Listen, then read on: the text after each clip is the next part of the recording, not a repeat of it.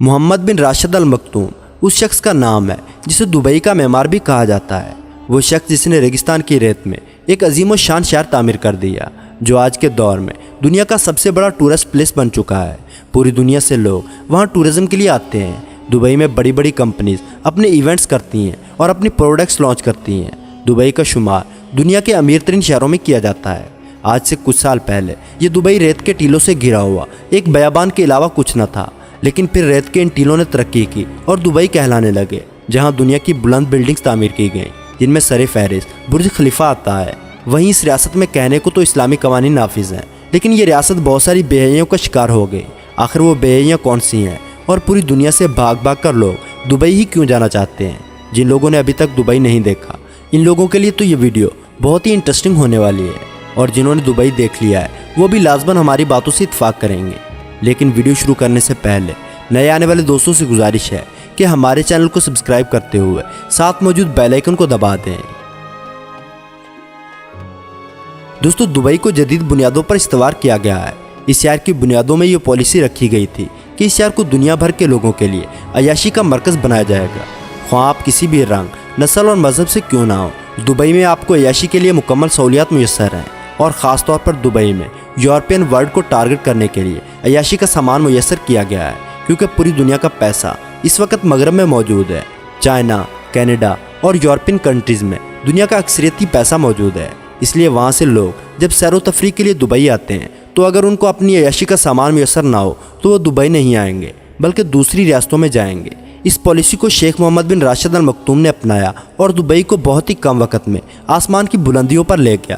آج دبئی کے اندر شرعی قانون کا نفاذ ہے، یعنی اسلامی قوانین کے مطابق ہی دبئی میں فیصلے کیے جاتے ہیں۔ لیکن کیا دبئی ایک ریاست ہونے کی حیثیت سے شرعی ہے؟ بظاہر کتابوں میں تو ایسا ہی لگتا ہے، لیکن اگر پریکٹیکل بات کی جائے تو ایسا بالکل بھی نہیں ہے۔ یعنی دبئی میں آپ کو برہنہ بیچز بھی مل جائیں گے، اور ویسے بیچز جس طرح کے بیچ آپ کو یورپ میں میسر نہیں، لیکن دبئی کے سالے سمندروں پر مغربی دنیا کے لیے عیاشی کا مکمل سامان موجود ہے۔ اگر بات کی جائے الکوہل کی تو دبئی میں شراب بآسانی دستیاب ہے اور لوگ بآسانی شراب خرید کر پی سکتے ہیں، لیکن اس میں ایک قانون جو کسی حد تک بہتر بھی ہے، اس کو نافذ کیا گیا ہے۔ وہ قانون اس طرح سے ہے کہ اگر آپ کی عمر 21 سال سے کم ہے تو آپ شراب کو قانونی طریقے سے نہیں خرید سکتے۔ شراب کے حصول کے لیے آپ کی عمر 21 سال ہونی چاہیے، اور آپ کے پاس دبئی گورنمنٹ کی طرف سے دیا ہوا ایک عدد اتھارٹی لائسنس ہونا بھی ضروری ہے۔ لیکن اگر پریکٹیکلی بات کی جائے تو شراب کھلے عام فروخت کی جاتی ہے اور بغیر کسی روک ٹوک کے لوگ خرید کر پی سکتے ہیں۔ قوانین میں اگر کچھ بھی لکھا ہے تو وہ صرف اس غرض سے لکھا ہے تاکہ دبئی کو ایک شرعی ریاست ثابت کیا جا سکے،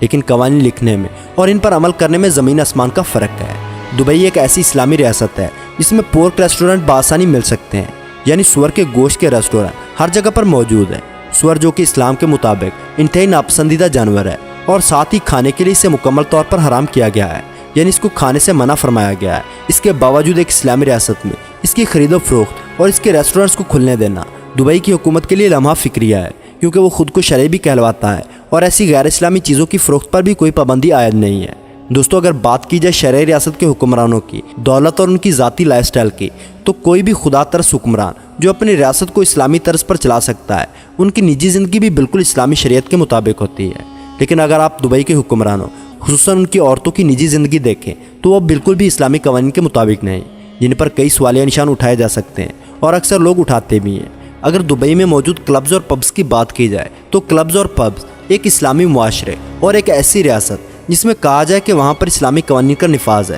وہاں پر ان کلبز کی کوئی بھی گنجائش نہیں ہو سکتی، کیونکہ یہ تمام مغربی دنیا کا کلچر ہے اور انہی کے مذہب کے اندر ان چیزوں کی گنجائش ہو سکتی ہے۔ لیکن اسلام میں ایسے فحاشی کے اڈوں کی کوئی بھی گنجائش موجود نہیں ہے کہ جہاں پر آپ لاؤڈ میوزک کے ساتھ ناچ گانا کریں اور شراب و شباب کی محفلیں جمائیں۔ لیکن دبئی کے اندر یہ چیزیں بہت ہی کامن سمجھی جاتی ہیں، اور جگہ جگہ ایسے کلبز موجود ہیں جہاں پوری دنیا کے لوگ ٹورزم کے نام پر عیاشی کرنے آتے ہیں۔ دوستو، اگر برائی کی بات کی جائے تو برائی ہی برائی کو جنم دیتی ہے، کیونکہ برائی ایک ایسی چیز ہے جو اپنی جگہ پر ختم نہیں ہوتی بلکہ آگے بڑھتی جاتی ہے، اور دبئی کو دیکھ کر ارد گرد کی مسلم ریاستوں نے اس پالیسی کو اپنانا شروع کر دیا ہے، کیونکہ انہیں لگنے لگا ہے کہ اس پالیسی کے تحت ہی وہ اپنی معیشت کو آسمان کی بلندیوں تک لے جا سکتے ہیں، جیسے دبئی لے کے گیا ہے۔ اسی چیز کو دیکھتے ہوئے سعودی ولی عہد محمد بن سلمان نے بھی سعودی عرب کے اندر اس طرح کے عیاشی پر مبنی شہر بسانے کا فیصلہ کیا ہے، اور نیوم شہر کے نام سے ایک بڑا پروجیکٹ شروع کرنے کا اعلان کیا ہے، جس میں انویسٹمنٹ $500 بلین ہے۔ جو کہ پاکستان کے 10 سالانہ بجٹ سے بھی زیادہ پیسہ ہے،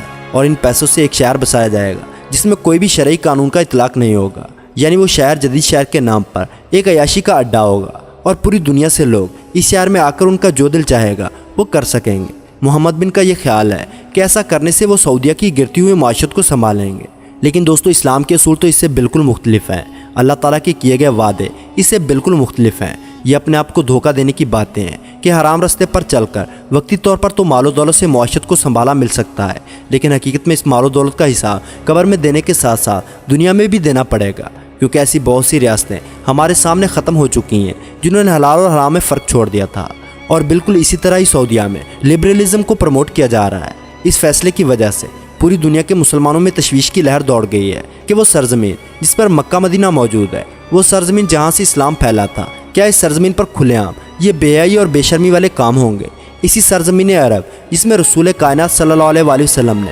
بتوں کو ختم کیا تھا، وہاں پر امارات کے بادشاہوں نے مندر اور گرجا گھروں کی تعمیر کرنے کی کھلی اجازت دے دی ہے، لیکن ہزارہ سال کی تاریخ ہمیں بتاتی ہے کہ ان بتوں کو جتنی بار مرضی تعمیر کیا جائے، ایک محمد بن قاسم ضرور آتا ہے جو ان بتوں کو گراتا ہے اور وہاں مسجدیں تعمیر کرتا ہے۔ یہی حال اب ان عرب امارات کے ساتھ بھی ہوگا اگر وہ ان کاموں سے باز نہ آئے۔ ان بادشاہوں کو غور کرنا چاہیے کہ وہ ترقی کے نام پر کس اندھے کنویں میں گر رہے ہیں، اور یہ ترقی اللہ اور اس کے دین کی راہ میں بالکل بھی ترقی نہیں ہے، بلکہ یہ سراسر بے حیائی ہے، کیونکہ وہ آدمی مسلمان نہیں ہو سکتا جو کسی کی تہذیب کو دیکھے تو اس کو اپنا لے اور پھر ترقی کے نام پر اس بے حیائی کو فروغ دے۔ اس کے برعکس ہمیں چاہیے کہ اسلامی تہذیب اور اسلامی معاشرے کو فروغ دیں، جسے دیکھ کر کفار متاثر ہو سکیں اور ہماری شخصیت اور ہمارا معاشرہ ان کے لیے متاثر کن ہو۔